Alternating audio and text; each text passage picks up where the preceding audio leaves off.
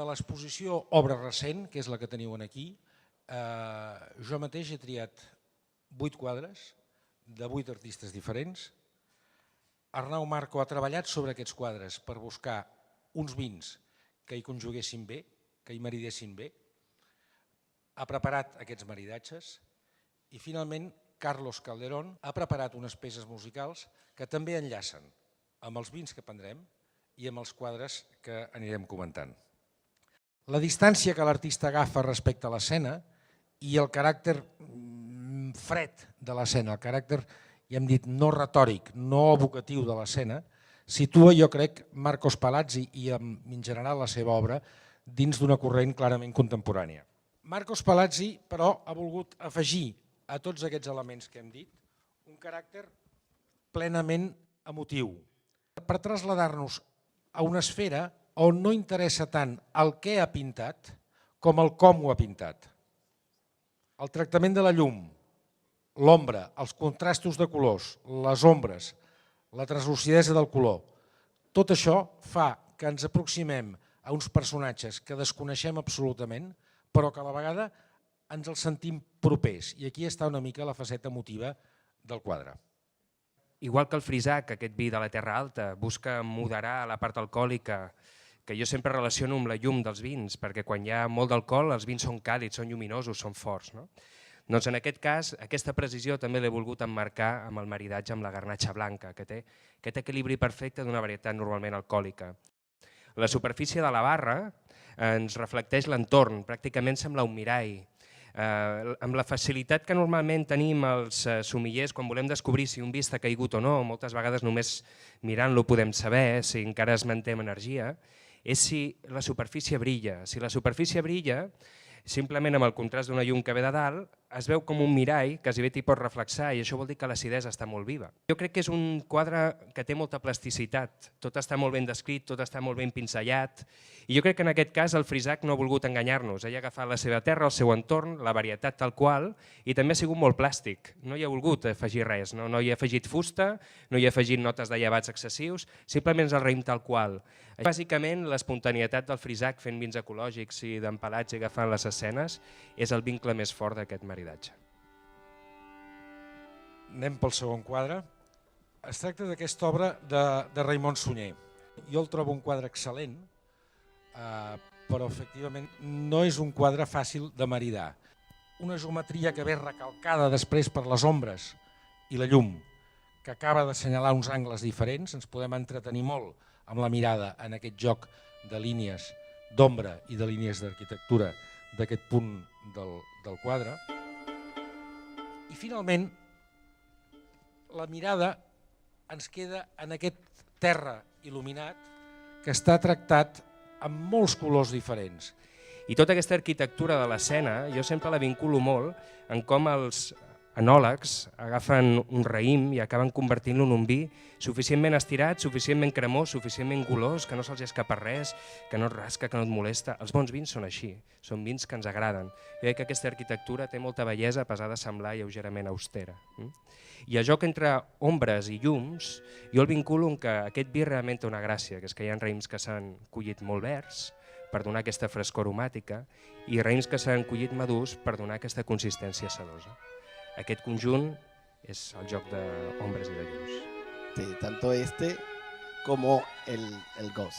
Entonces, bueno, yo me he fijado especialmente en varias palabras que han dicho ellos y sobre todo al probar el vino, ¿no?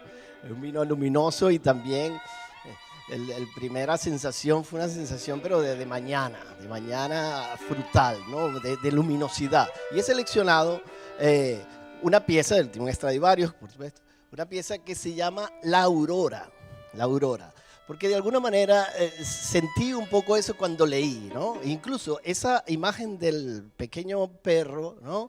¿Qué hora es exactamente? Son las 12 en punto, porque no hay sombra, ¿no? Es el dato clave, es una cosa luminosa y esta pieza de alguna manera representa eso, un nacer de la luz y para mí es la sensación de ese sol que está subiendo y cae encima. Entonces hay varias palabras claves aquí de Arnau.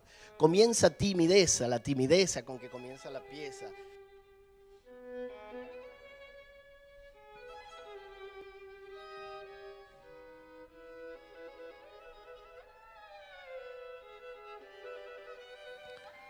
Aquest senyor, l'artista, ens diu que és ciclotímic.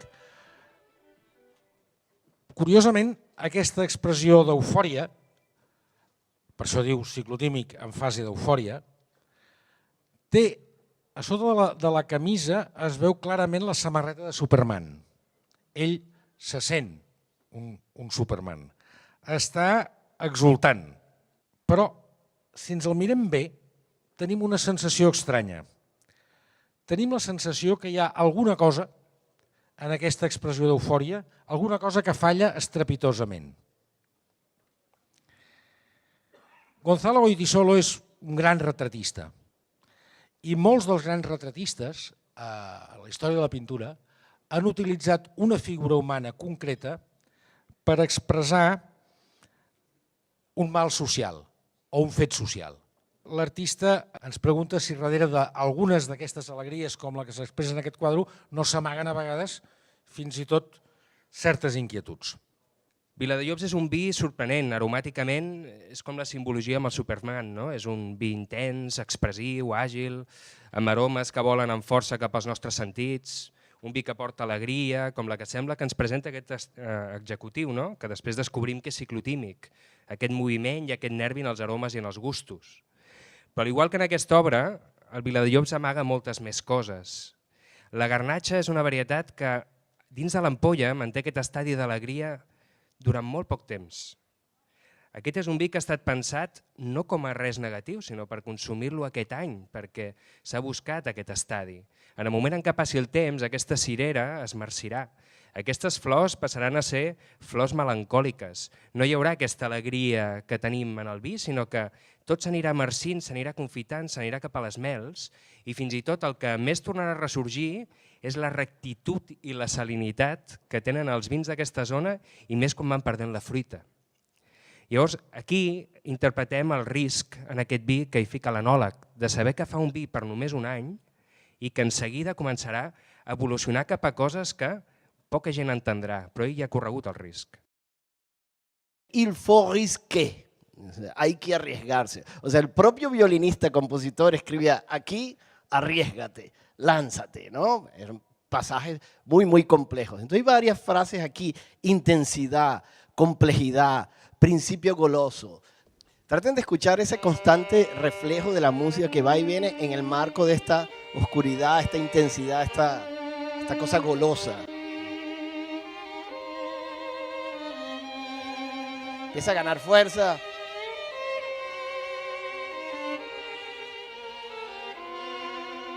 Intensidad. Y ahora juguetón e intenso a la vez.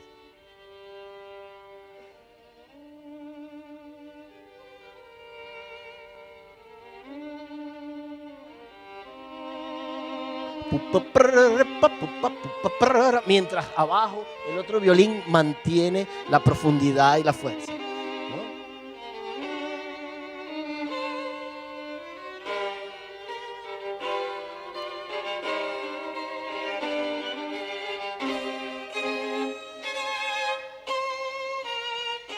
Miren qué goloso esto que viene ahora, qué goloso esto, miren.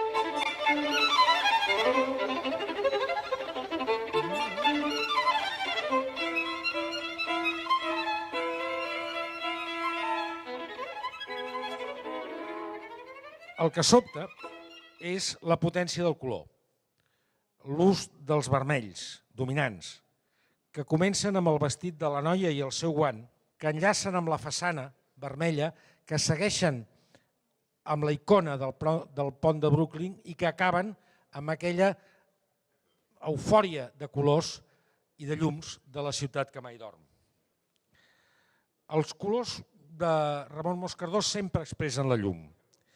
I és una llum que l'artista modela per crear zones diferents a dins del quadre. I ho veiem clarament amb aquest fanal. Des de l'esquerra, Ramon Moscardó ens vol introduir el moviment. Un moviment que introdueix a través d'aquest vaixell, que navega riu amunt i que està d'alguna manera contrapicat amb aquest personatge que també camina en la mateixa direcció. Moscardó ens transporta una escena a la vora del pont de Brooklyn que tanmateix podria ser actual com dels anys 50 i que dona peu a la comparació amb la dualitat temporal de l'essència d'aquest xampany.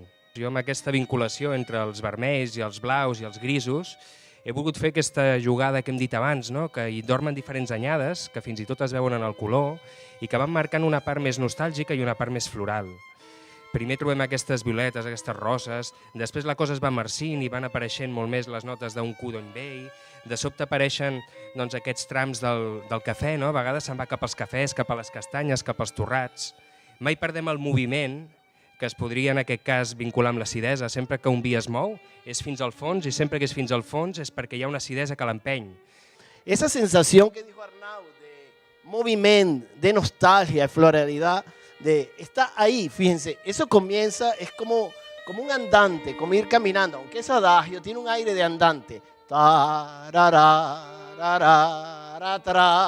Y se van sumando notas, pareciera que creciera y creciera constantemente y nunca detiene el paso.